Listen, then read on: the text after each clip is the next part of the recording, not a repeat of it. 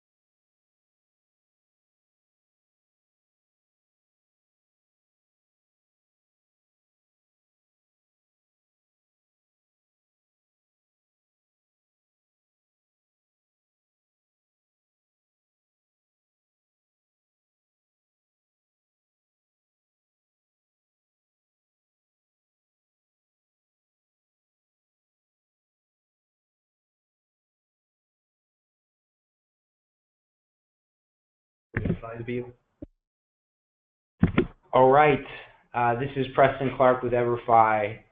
We're going to go ahead and get started. Thanks for so many of you who have joined us, and we're excited. We have folks from all over the country, from all job titles in higher education, and we're thrilled to be presenting.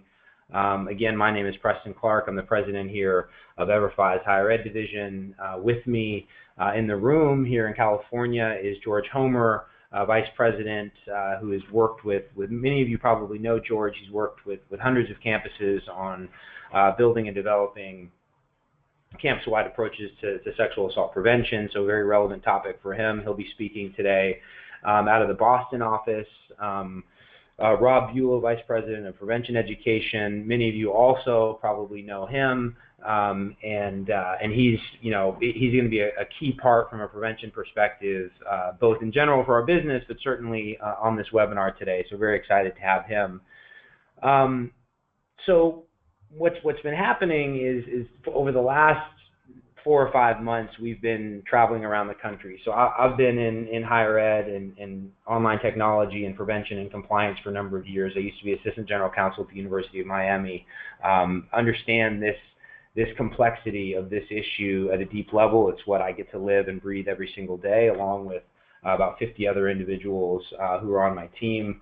As we traveled around most recently, we've had a lot of conversations with many of you who are on the call, on the webinar today, around the complexity and the difficulty of deploying, managing, maintaining, getting buy-in, administering, maintaining, analyzing what is a campus-wide approach to sexual assault prevention. So on all accounts, we had the expectation that there would be a lot of folks who would be on the webinar today, because for so many of you, that was the expectation that this was a challenge you were having. We saw it, we felt it, but I don't think we anticipated this much. So as of an hour ago, there were 1,330 people registered for this webinar.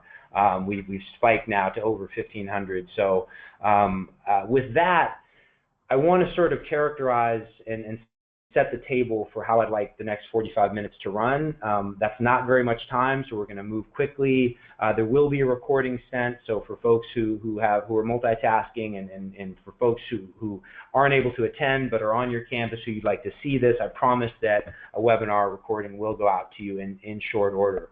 That being said, it's really, really important to me that we make this as interactive as possible, and that we're going to be we'll have, I think, 4 polling opportunities, survey opportunities during the webinar today, and I would ask very much that you participate. And so I know some of you are in large conference rooms with your peers.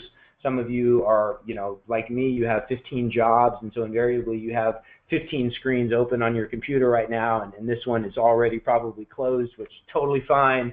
But I just ask that you please, when we say it's time to do a poll, that you come back to the screen and you participate, because for a lot of you, you are very far ahead of this. You're very deep into campus-wide approach to sexual assault prevention. You're leading the industry. You have a huge team that's tasked with owning this, subject matter experts, etc.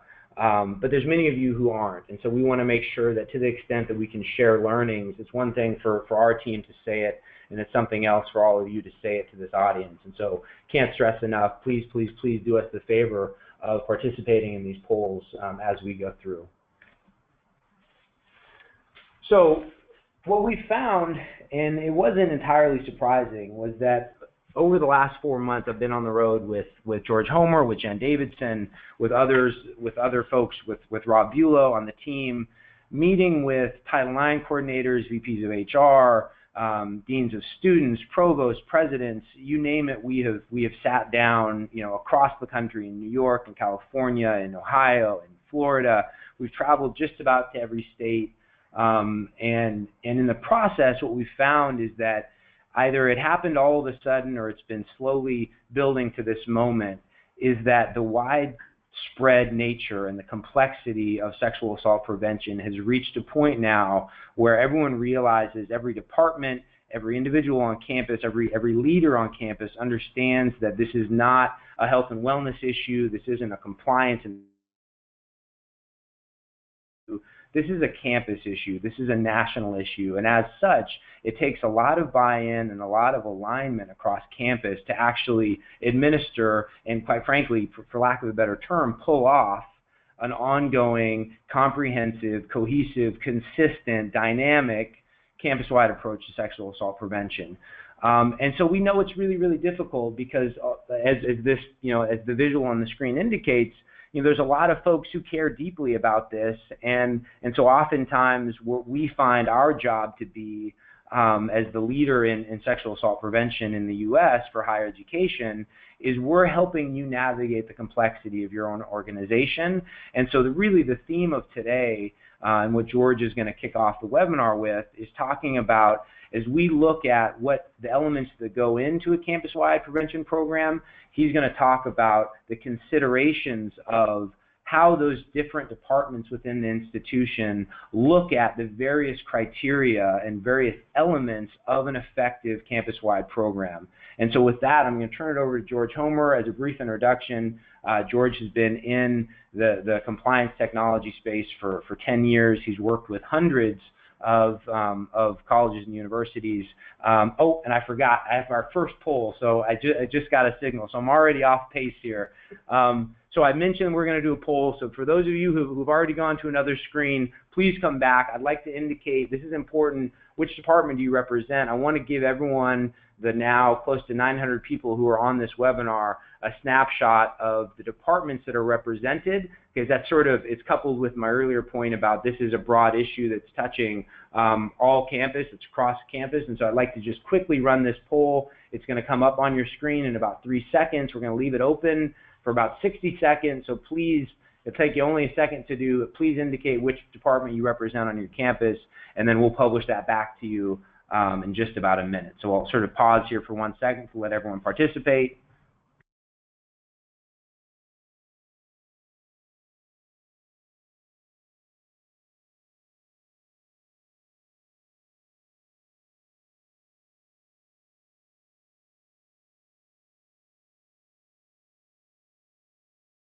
Okay, so this is officially the best audience we've ever seen. 90% of you participated in the survey in the last 40 seconds, so thank you. We just had hundreds and hundreds of people click on the box. So we're now going to close the poll and we're going to publish this information. So to my webinar team, if you go ahead and publish that.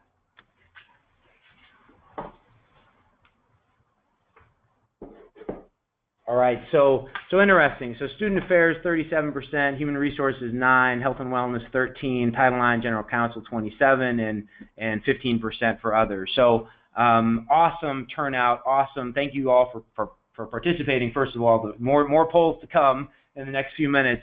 But again, this really underscores for us the breadth and complexity of the stakeholders involved, and it's a show, and it's a sort of validation that, for those of you who are, spending 45 minutes, spending an hour with us, we all have 10 jobs. This is all a busy time for us, and so it's a strong signal for us that this is a critical issue across campus, that so many folks from different departments are spending their time with us today on this critical topic. So with that, I'm going to switch back to the slide presentation, and I'm going to pass this off to George Homer, who, as I began to introduce a moment ago, has been at the intersection of compliance and technology for a decade, has been working with higher ed institutions now for 5 years, and many of you know him. He's literally helped hundreds and hundreds of campuses bring campus-wide sexual assault prevention programs online. He's worked with HR folks. He's worked with Title IX. He's worked with Dean of Students. He worked with IT. So he knows this through and through. And so with that, George Homer, I'll let you take it over. Thank you so much, Preston, and thank you everyone for joining us today. And as Preston had mentioned, so my name is George Homer. I'm a vice president here at EverFi. Been helping campuses for the better part of a decade deploy their online compliance and prevention programs. And so we know that online education is the most efficient way to launch a global campus-wide program. And as it relates to a campus-wide initiative, we really see 5 elements that go into an effective program. So compliance, so laws change at the state level, whether it be New York, whether it be California, Illinois. Really looking at a campus-wide solution, the compliance is not the end-all, be-all, but it does matter a great deal to ensure that the institution is covered. Content, and so efficacy, quality that goes into your campus-wide program, whether it's an in-house built program or a third-party developed program. Some of the campuses have the competency to build out their own programs, but the resources involved are tremendous. Looking at the design, and so Rob Beulah likes to say we meet students where they are. So programs for new students that are different than tenured faculty, that are different than graduate students or continuing students. And so really looking to foster a high adoption rate so that there's tremendous course completions is critical to have something that's resonating with the audience. Administration process, which often gets overlooked. And so it's not enough just to create a program. It actually has to reach its audience. There has to be high penetration. There has to be tracking and other elements to really get this done. And then lastly, data. And so data is really huge. And so as Rob Beulah will talk about in a few minutes, we know building and deploying programs is not the end. So we're talking about a massive data set of outcomes and impact to really get better. And so the future of our work to adapt every moving change of prevention best practice is really what we're talking about here. And all the very important components of a campus-wide solution are really covering these 5 areas. And so I'm going to spend a few minutes talking about these elements and why it really matters. And so looking at 1 through 5, and so talking about compliance, so who in the institution cares about these elements. And as I mentioned previously, we've been going around and visiting campuses for the last 6 months, and Preston, myself, Jen Davidson have been spending a tremendous amount of time with you folks, with campus leaders, and really doing a lot of listening. And so I want to talk a bit about what we've learned during these conversations. So we're having many stakeholders in the room, many in the same room. Some didn't want to be in the same room, which showed that they cared but had different needs or concerns related to their role. So from a compliance perspective, we know Title IX cares about reporting. We know the provost cares about reporting. But we know that health and wellness, really compliance is not the main driver. We know that prevention, best practice is something that these folks care deeply about. And so that needs to be covered. And so we know that these folks aren't looking just to check the box. And so really addressing each person in the room who has a stake in this and what their role plays. Looking at content, so prevention expertise, so departments that are focused on substance abuse, really the intersection between Title IX and health and wellness and HR and meeting the compliance requirements but also providing evidence-based programming to hit the mark and move the needle on behavior change, because that's what this is really all about. Design. Design matters to everyone. So student affairs, these are the frontline folks who are administering the program. HR, and poor HR, who has to provide mandatory training to tenured faculty that they've never had to take before. And so the course needs to be built with the look and feel that resonates to get high adoption and really reach that high bar that's set for higher education. Administration, and so this is very interesting. And so some folks focused on outcomes and population reach. Smaller campuses are looking at deployment differently than larger campuses, but in all cases, administration matters.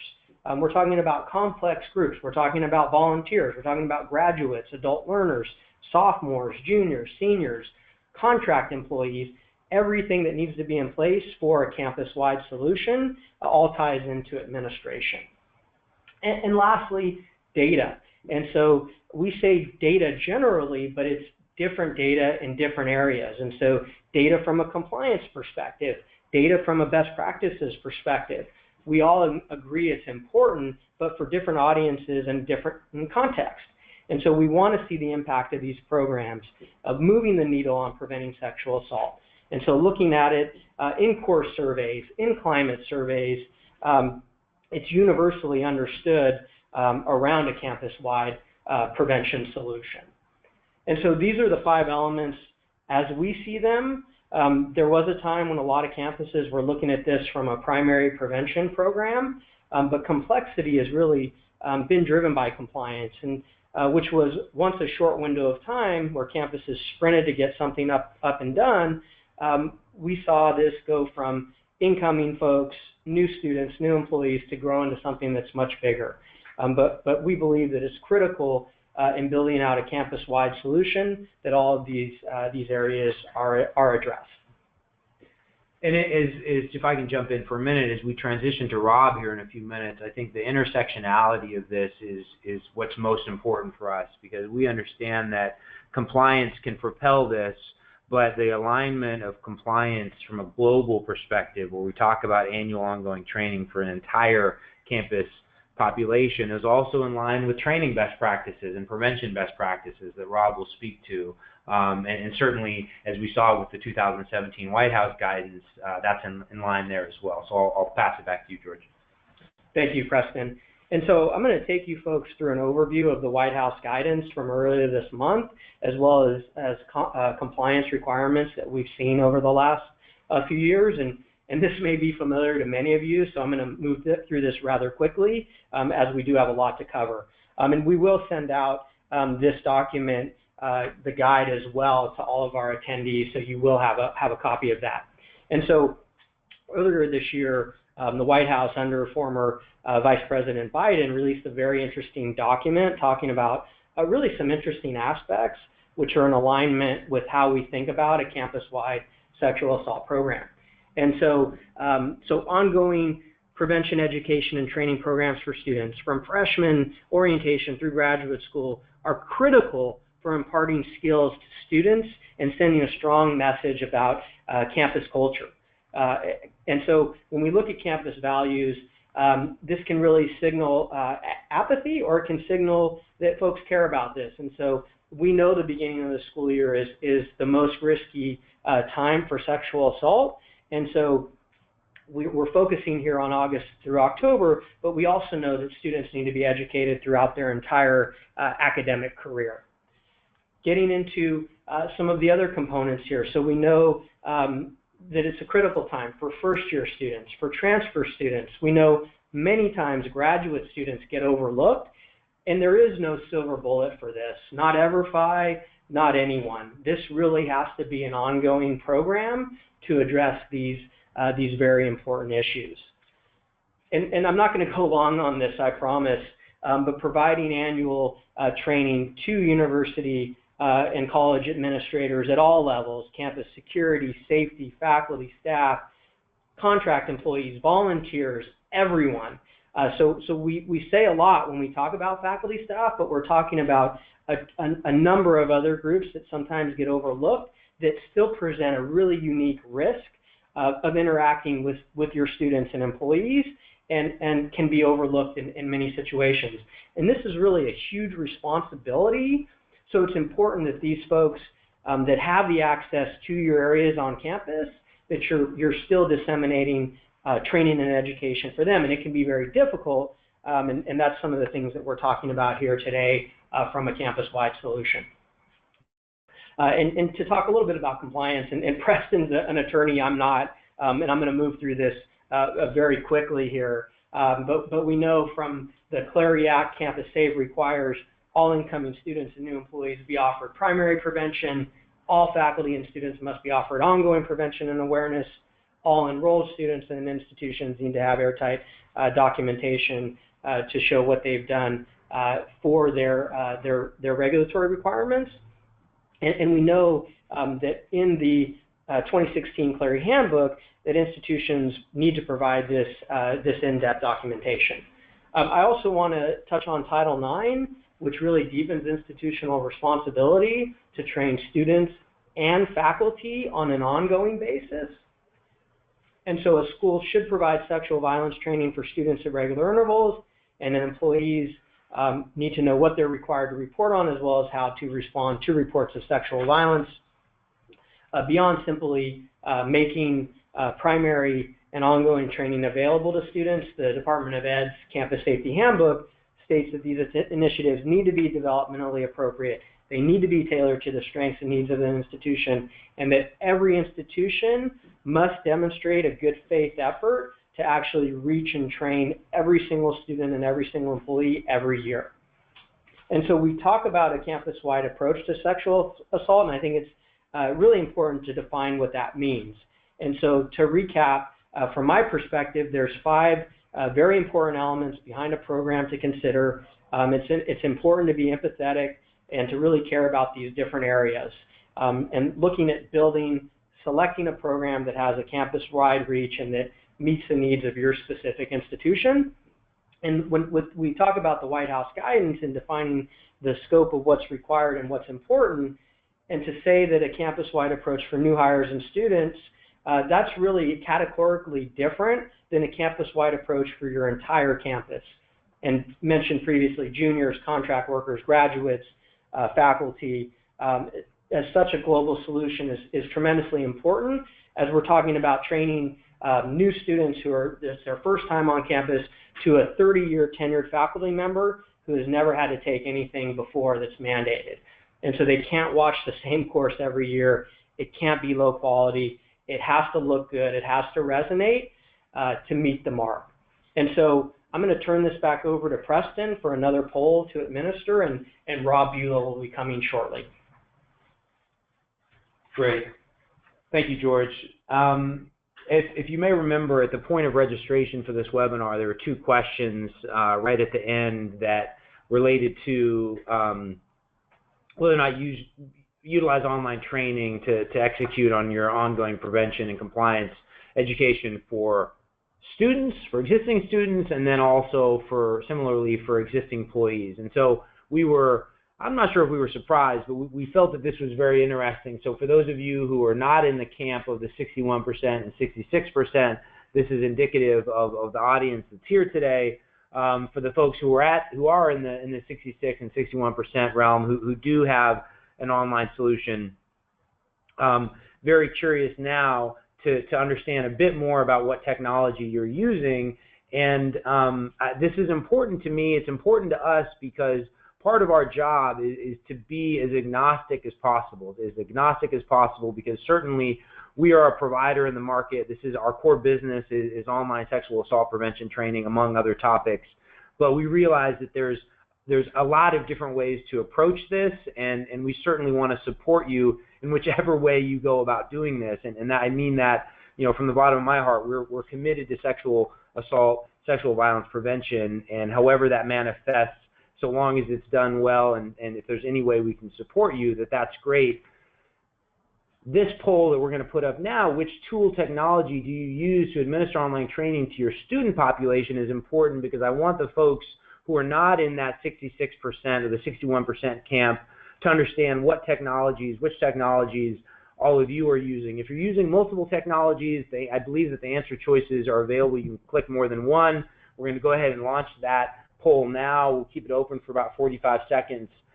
So please, for those of you, this is the buzzword poll. If you're doing something else, please come back, especially if you're not doing something, you don't have to participate already from a technology perspective. But if you are, definitely would like to see that data feed coming back. So we'll leave it open for one more minute, maybe 30 more seconds, and then we'll post the results.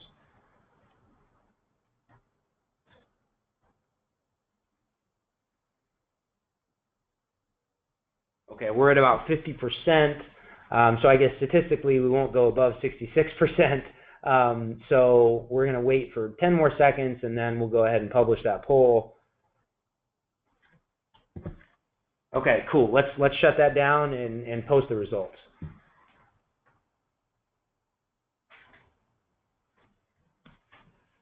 Great. Okay, so when we talk about student population, we talk about the administration.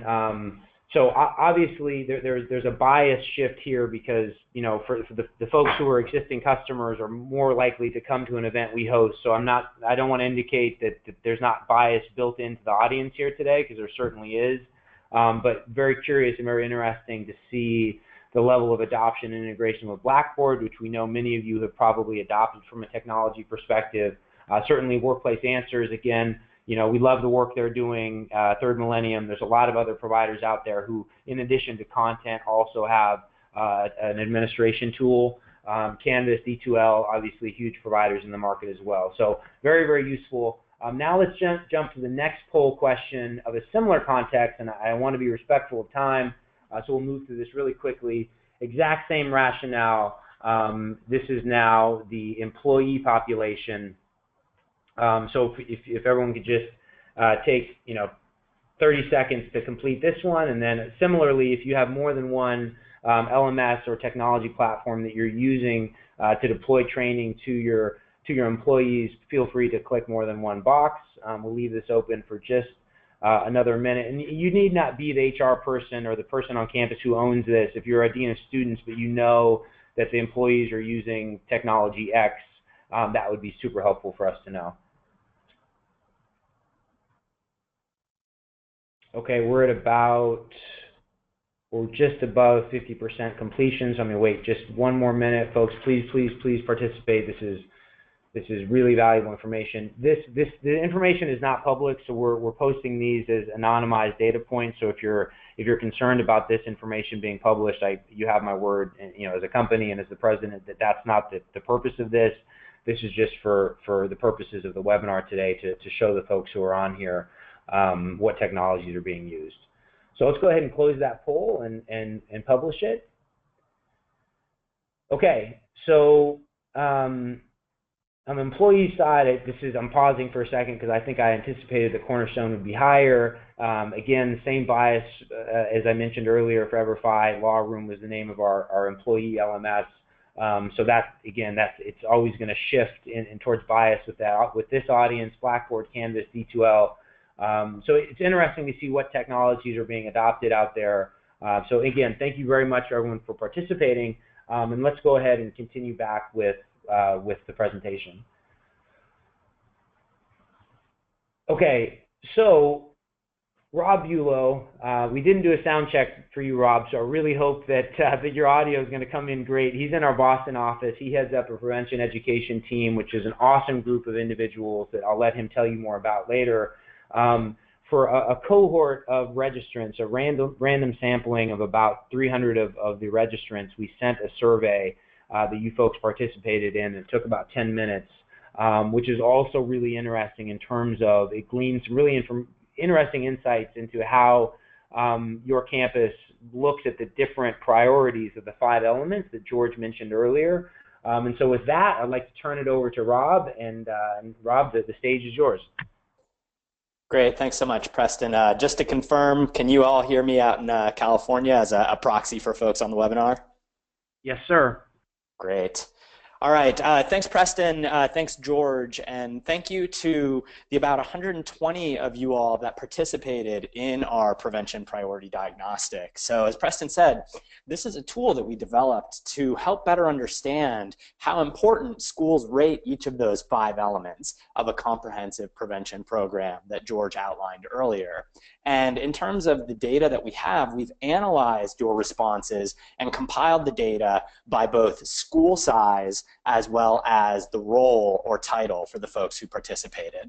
So let's go ahead and move to the next slide and share the first results. So this slide is our analysis by school size, but I want to first take a moment to just orient you to the data. As you recall, for those that took this, this diagnostic, each category, each of those 5 categories from content to compliance had 5 questions that you rated by importance. And so the percentages here represent the average across these 5 questions, which ultimately translates to the degree of importance that you placed on each of those categories. So if you answered extremely important to all 5 questions within each category, the score for that category would be 100%. Conversely, it would be 0% if you answered not at all important to each question.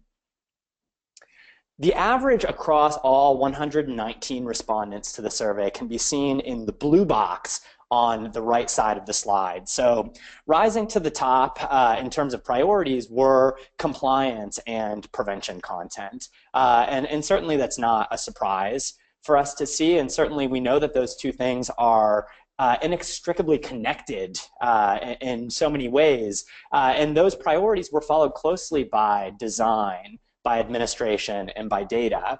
And then when you look at the bulk of the content in the middle of the slide, there's some variability across schools of different sizes, but the responses largely indicate alignment in priorities across each of these categories. So let's see if that holds through with roles. So moving forward to the next slide, we did also examine the data by roles, breaking down respondents into 3 categories that captured the majority of the titles that we saw in the responses. So student affairs administrator, senior student affairs officer, or a representative from Title IX or HR departments. And generally speaking, when we launched this tool, we really didn't know what to expect, although it did seem obvious to us that different stakeholders would have different priorities. But when we looked at these data, we were actually surprised and pleased to see that the responses were largely similar across each category of respondent, which demonstrates to us a general alignment in priorities when it comes to campus-wide prevention programs. And I think that's a great thing when it comes to sort of building buy-in and collaboration across large and complex organizations like we know higher ed to be. The slightly lower prioritization of data that we see, particularly among student affairs administrators, to me represents an important area for both improvement and innovation, as measuring impact, tracking participation, and benchmarking progress are key elements of both complying with mandates and aligning our prevention strategies with best practice. So moving forward to the next slide, when it comes to existing research and frameworks for prevention best practice, the 5 categories of our diagnostic are actually pretty well reflected in the 9 principles of effective prevention that are drawn from a widely cited 2003 article. You can see the citation at the bottom. Certainly happy to share that with folks if you'd like to read that more in depth. Each of these 9 principles are really important in outlining a comprehensive prevention strategy. And that alignment with our diagnostic is particularly true when we look at the specific items that got the highest priority within our tool. So aside from 2 questions that were specifically about compliance with state and federal training requirements, the next highest rated priority was that content reflects the diverse backgrounds, experiences, attitudes, and behaviors of today's learners. And then rounding out the top 5 in terms of priorities was the ability for prevention programs to address ongoing training requirements. And so you can see with the orange dashed boxes up in the slide here that the priorities that you all indicated were important to you in terms of those 5 key areas of a campus-wide prevention program are actually really closely aligned with some of the important priorities of using varied teaching methods, making sure that there's sufficient dosage in the cadence of our prevention programs, that we're appropriately timing the delivery of our programs, and that they're socioculturally relevant.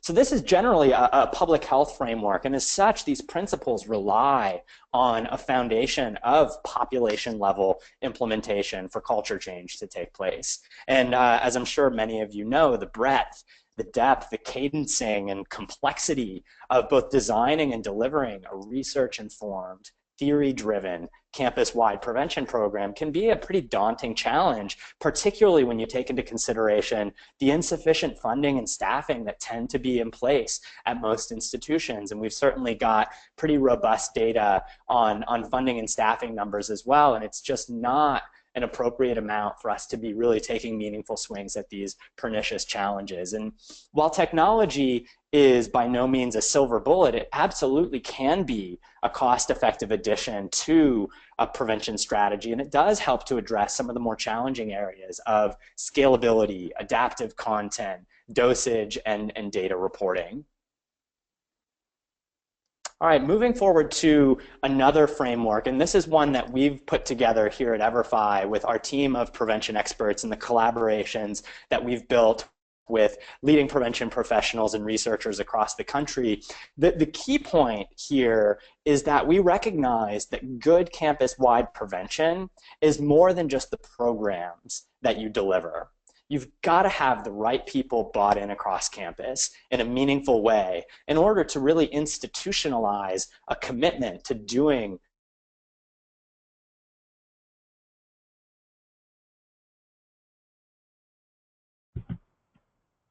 Hey, Rob, I think, oh, sorry, Rob, I think we lost your audio there for just about 3 seconds.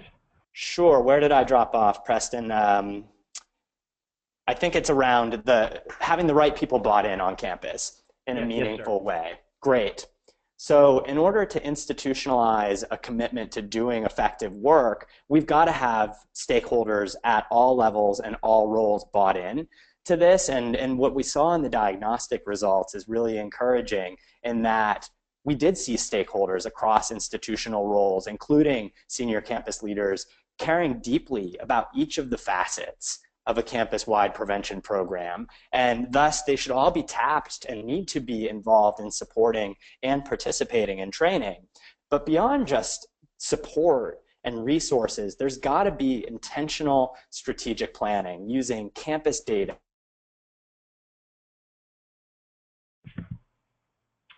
Lost you again there, Rob. Needs and strengths of your campus and are poised to be successful. How's the audio, Preston? You're rocking. You're good. Thank you. These approaches also, so using strategic planning, using campus data to ensure that prevention strategies are aligned with the needs of our campus, they've also got to be backed up by a set of policies that are widely distributed, consistently enforced, and ultimately demonstrate the institution's values, expectations, and commitment to safety. So as you can see in this framework, even though programming is just the tip of the iceberg, the core elements of a campus-wide prevention program directly align and support each component of a comprehensive prevention strategy. All right, so let's next slide. When it comes to the process of developing, deploying, assessing, and iterating on a campus-wide prevention strategy, here are 10 steps that outline the process that I hope that you'll all find really helpful. So really quickly moving through them, we've got to identify the unique needs and strengths of our community. We've got to then use those needs to build fruitful partnerships with key stakeholders and come together to set meaningful goals that inform our work. And then from those goals, looking to the research around what strategies are going to move the needle in the areas that are important to us and how we can build those into a comprehensive and scalable approach. And then we can go and secure the necessary resources to implement these programs at scale and with fidelity, and of course on the back end, assessing the impact of our efforts, disseminating the findings broadly, and ultimately committing to ongoing iteration and improvement of our efforts.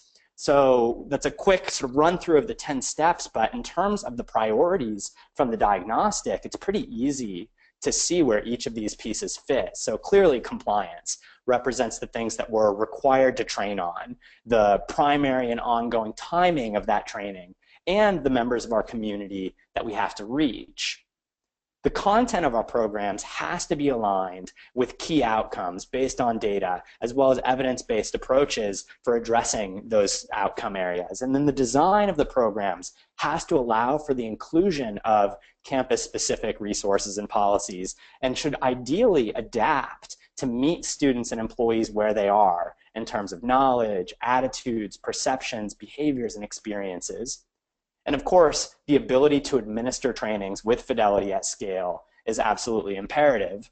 Now, all that being said, you might have noticed that I left data out, and I do want to spend a moment specifically talking about the role of data in this process, given that we saw this as an area for growth across diagnostic responses. So if we go to the next slide and we look at these same 10 steps for effective prevention through the lens of data, we have to acknowledge that good prevention work starts with the question, what's the specific problem that we're trying to solve? And without data that helps us to understand the unique needs and strengths of our campus, it's incredibly difficult for us to ensure that the approaches that we're using are the right ones for our communities. So this is why climate surveys are strongly encouraged in federal guidance and actually required in a number of states. And this is also an area where population-level primary and ongoing training programs like online courses can provide campus-wide insights to help understand your community better. And these insights then are necessary to set specific, measurable, attainable, relevant, and timely goals, and the prevention strategies and focuses of our programs have to align with research and best practices that connect to our institutional needs and goals. Looking further, having a diverse set of insights through our data can also help to appeal to a diverse set of stakeholders in terms of partnership building and securing resources. So this could be engaging faculty members with climate data that shows that survivors experienced diminished academic success. That's something that we see really robustly in our data. Or it could be engaging senior leaders on campus with benchmark data that compares your institution against other peer institutions to help make the case for increased funding or staffing. And as campus-wide prevention programs are being developed and delivered, it's just so important that data are critical as part of that process for determining the impact of your efforts, sharing successes with key stakeholders, and making decisions about ongoing training priorities and improvements. And here at EverFi, we place a tremendous amount of importance in supporting schools through data. And I'm now going to turn it back over to Preston to talk about additional ways that EverFi can support you and your institution in 2017. Awesome. Thanks, Rob. Your eloquence and thoughtfulness, as always, are, I'm glad we get to work together every day, my friend. That was outstanding. So I'd like to spend another minute now talking about, we're running up to the end of the hour, or excuse me, to the 45-minute mark, and I want to be respectful of everyone who's carved out so much time today. I think that what's important for us is that we understand how we can serve your campus better, irrespective of your relationship to EverFi. And we have a unique position in the market because no institution, organization invests more on an annual basis in sexual assault prevention than we do. And so we see it both as a responsibility and a privilege to be able to share insights, share best practices, and to support your organization in a host of different ways, irrespective of your, quote-unquote business relationship with us, and I mean that genuinely. And so before I run down these 7, I believe we have one more poll that we're going to go ahead and activate. This one sort of helps us understand, we've made the broad blanket statements that, activating and deploying and maintaining a campus-wide sexual assault prevention program is hard, it's difficult, it's challenging, but we'd like to put some context, given that there's still 850 of you on this webinar. We'd love some data points back from you on what are the issues that are most challenging for you as you think about deploying your own or maintaining your own campus-wide sexual assault prevention program. So we're going to go ahead and launch that poll now. What is the greatest challenge you face in launching and maintaining a campus-wide sexual assault prevention program? Your answers to these are not public. I can't stress that enough. This is for the benefit of the folks who are on this webinar. It's published anonymously, so that will be displayed as such. So if you could go ahead and complete that now. We're just at about almost 50% completion, so I'm just going to leave it open for. And if you realize this one is maybe more difficult, you do get multiple answer choices on this one, so you're welcome to answer more than one, because I'd like to think that we all only have one challenge, but I know that that's not often the case. So we'll leave it one more minute. We're at 60%. I'd like to see if we can get to 70. I just want to get as much data for you all to see as possible. So if you could just take one more minute, great. There we go. We're at 70%. So let's go ahead and close the poll now, and we will publish that result. Okay. So there we go. Decentralization, misalignment, that was very politically worded, as you can probably appreciate. I realize that there's a lot of internal politics and decentralization within institutions, and we respect that fact because there's a decentralized spirit and nature that allows for academic integrity, and so a lot of the institutions have been built on a foundation of decentralization, but when it comes to prevention and compliance, it's where there becomes a conflict. So it's interesting to see that. Lack of resources, no surprise there, both budgetary, both staffing. It's part of the reason, quite frankly, that we're in business, because we know that this is a very difficult thing to fund and deploy and build and maintain on an ongoing, perpetual basis at the campus level. So no surprise there. Course development and maintenance, there's many institutions that we talk to who have the subject matter expertise to build out their own programs. They focus on that deeply. They build a great program, and then 3 years later, the administration comes back and asks that individual to build it again, and it's like, oh my gosh, like that, I put my life into that thing. I didn't know I was going to have to do it again every 2 years or every 3 years. So that's not surprising as well. Measuring outcomes, ROI justification.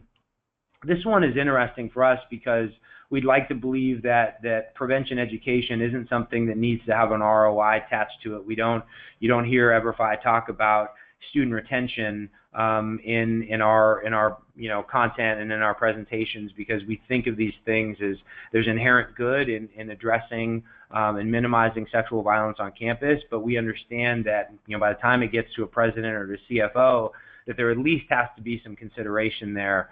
And then administration, data integration, again, that's we've had some survey or polling questions already on that. So I'm actually, it's great to see that this is lower than it is. And so I wonder how many of you are reaching your global population, because what we find is for the larger institutions, especially when we're talking about reaching tens of thousands of students and thousands of employees, oftentimes tens of thousands of employees, that the administration and data integration, from registration holds to integration with an HRIS system to an LMS integration, becomes a big piece. So thank you for everyone, so many of you, for participating. And now let's go ahead and move back. We are at the end of time that we allowed for us, but hold on just one more minute. I want to go through, we're going to sort of do one more event here, and this is a little bit tedious. There's a list of 7 things. We can get that on the screen now. I don't see that, sorry. The list of 7, guys, it was just up, and there we go. Okay, so how can we support your campus-wide goals in 2017? I'm sorry that we're a few minutes over. So As I mentioned, we want to be a resource for you, however, in whatever way we can. We have 50 people who are full-time in higher ed and prevention education, from engineers to product developers to instructional designers to prevention experts to attorneys to compliance experts.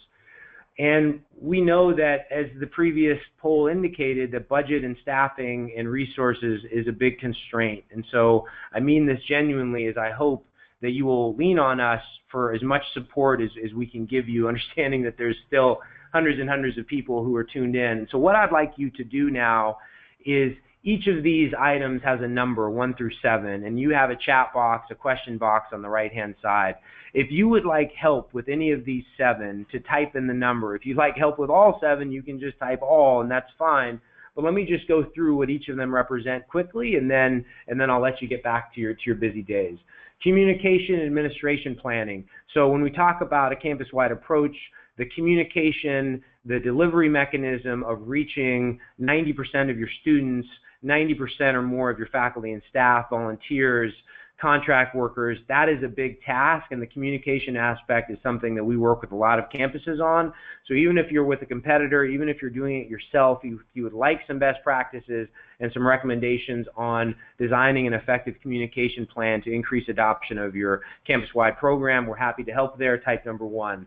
If you'd like help designing a 2017 campus-wide training plan because you're not sure which courses you should be using, even if you're already a customer of ours and you look at our library and you're not sure which of our breadth of courses you should be using, let us know. If you're with a competitor, we'll still help you. We'll go through their catalog with you and give you recommendations on how to use it more effectively. I mean that sincerely. Number 3, data integration. Only 25% of you suggested that was a hurdle for you or a challenge for you, so maybe you don't need help with this. But if you're trying to do registration holds to get to 100% student adoption, this is something we can help you with. Type in number 3. Course content, program review. If you're using us, we're happy to talk to you about the courses you're using with us, certainly. But if you have your own program and you'd like us to take a look, you'd like Rob and his team to look at it from a prevention perspective, if you would like our legal team, our compliance experts, to look at it from a compliance perspective, type in number 4. We're happy to do that. We are publishing in a couple of weeks the 2017 Prevention and Compliance Report. Rob is going to talk about it later, but this is an amazing compilation of data that many of you have participated in. If you would like to see this from a benchmarking perspective around how your peer institutions are addressing sexual assault prevention, this is a very comprehensive. I read the latest version last night, and it blew me away at the data and insights that we're gleaning from this. If you'd like a copy of that when it comes available, which will be in a couple of weeks, type number 5. ROI justification and resources, if that's of interest to you, if you're struggling getting presidential buy-in, provost buy-in, and you need some help, we're happy to help there. And then finally, I'd be remiss not to say this is our business. We are in the business of building and developing efficacy-based, high-quality prevention courses on a host of topics, relating for employees and certainly for students, from community colleges to Jesuit institutions to large publics to land-grant institutions across the board. We're in almost 1,500 campuses now, so go ahead and type number 7, and that'll indicate that you'd like to learn more about becoming an EverFi customer. So I'm sorry that I've gone over. I'm going to let the folks who need to go, but for those of you who have blocked off a few more minutes, what I'd like to do now is ask George and Rob to come back for a second. We have so much. Obviously, EverFi acquired a business called Law Room and Campus Clarity in 2016. We have a lot on the product roadmap, new drug and opioid course, so much coming down the pike that, both for customers and non-customers, I want to give those folks, I want to give all of you an opportunity to learn what's coming next. And then we have launched the Campus Prevention Network, which is going to be a host of resources that are available to the public that I want Rob to talk about, among other things, our annual summit. So totally respectful of time. For those of you who need to jump off, please do so. But for those of you who have 7 more minutes with us, I'm going to turn this over to George first, and then he'll pass it over to Rob. Thank you. Thanks again, Preston, and thank you everyone for sticking with us for a few more minutes as we go through some new developments. And so, so the list that's on your screen now really represents our flagship catalog of courses for students. And so I know some of these won't be relevant to everyone, and I'm not going to bombard you with courses that you don't need to look at and aren't important to your specific situation, but we are going to provide unlocked demo access for courses that are relevant to your role or your needs. And so I'm going to apologize now for this tedious ask, but if you can just type in the course name into the question or chat box that you want to review, and type in as many as you want. If it's Haven, if it's Alcohol EDU, if it's all, just put in all. And so we're going to send you unlocked demo access so that you can actually view any and all of the courses that you want. So just type in the specific name or all of the courses. As we look at the next slide here, which is the faculty staff catalog, and I don't want you to have glossy eyes from looking at all of these topics as they're not relevant to everyone, but we know these topics are important. And so we have a tremendous amount of risk management, Title IX, harassment prevention courses. We're just launching a new flagship diversity and inclusion course that's coming out in 4 weeks. And so please let us know by typing in the chat box which courses that you would like to review. Like I said, again, I'm going to apologize for the work of typing in each name, but if you want to look at all of them, just put in all, and we're going to get you those unlocked demos to review here shortly. I know Rob had mentioned the climate survey and benchmarking, and a lot of people think this is important. Lots of states have mandated climate surveys, and they think it's important and have enacted legislation. And so with this acquisition of Campus Clarity, we have a new tool that's being used by over 100 campuses to facilitate a climate survey. And so this is an instrument tool and a builder that's customized to your campus.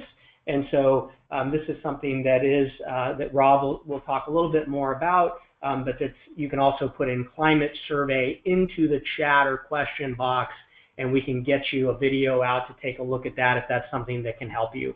And so I know we're running short on time. I'm going to hand this back over to Rob Bulow to walk through the Campus Prevention Network. And thank you, everyone.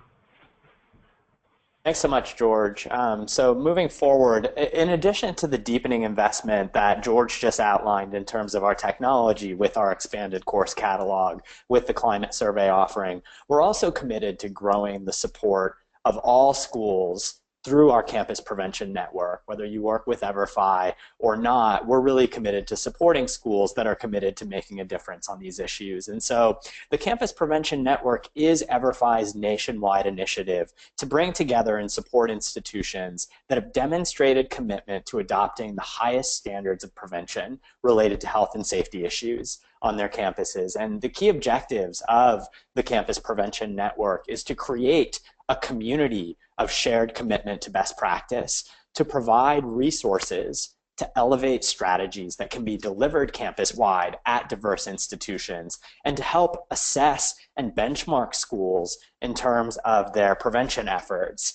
So soon to come will be a robust website with an extensive set of resources. But we're also engaging in other exciting initiatives, like, for example, establishing a President's Council that will bring together senior campus executives nationwide who've demonstrated significant leadership around prevention. And our goal is to elevate the visibility and importance of presidential level support for comprehensive prevention that can ultimately serve as a precedent for campus leaders across the country. So if you believe that your institution's president or chancellor should be considered for this initiative, jot in a note, just type president now, or in our survey after the webinar, you can nominate your president there as well. And then to close out in terms of the Campus Prevention Network, if we move to our final slide here, this June, we're going to be hosting our Campus Prevention Network Annual Summit in Boston that Preston briefly referenced. This is a 2-day gathering for higher ed professionals at all levels to learn, share, and explore strategies for enhancing prevention and compliance efforts at their institution. So to give a quick, brief overview of some of the great speakers that we've got and the range of topics, we're going to have a keynote from internationally renowned law expert Peter Lake talking about the undoubtedly shifting legislative landscape facing higher ed. We'll have sessions around preventing perpetration and working with offenders. We've got someone from the SMART office at the Department of Justice. We'll be addressing the alcohol and sexual assault connections, the campus implications of recreational marijuana laws, culturally sensitive adaptations for prevention programs. That was a big priority from folks in our diagnostic. The role of senior student affairs officers in an evolving campus climate. This is our 9th summit, and it's sure to be our biggest and best yet. And as you can see in the quote on the slide, as one attendee put it, I've attended the summit in the past and have found it to be a firehouse of amazing information that's impacted our planning and practices greatly, and that's exactly what it's intended to be. So if you're interested in learning more about the summit, type summit in the question box and we'll get back to you with a special offer around registering and joining us in Boston in June. So with that, I want to turn it back over to Preston Clark to bring us to a close today, but thank you all so much for joining and for the interest you express in the work that we're doing here at EverFi. Thank you so much, Rob. And by some miracle, we've landed at the top of the hour. I want to thank so many of you for carving out an hour with us today. I think at the peak we were over 900 folks who were on and engaged. So thank you so much for participating, for engaging in the polls. As a follow-up, you'll certainly receive a recording based on the resources and information you requested. There will be a follow-up, either email or phone call, with those resources and with those timelines for how we might be able to help you. Thank you so much. There's going to be a survey that goes out afterwards. If this webinar was not what you expected, if the content wasn't on point for you, we are committed to this, and so if we didn't deliver, if you'd like to see something different next time, if you'd like to present with us next time, if you would like to use this platform because you think you have good ideas around prevention or compliance or technology, we'd love to bring you on. We'd love to talk to you. So with that, my email address is preston@everfi.com. You are welcome, as crazy as this may sound, with 500 of you still on, you're welcome to reach out to me directly if you have any recommendations or suggestions. But with that, I will let you get back to your days. Thank you so much for committing to this topic. Thank you so much for carving out an hour. And thanks to my co-hosts, George Homer and Rob Bulow. Thank you.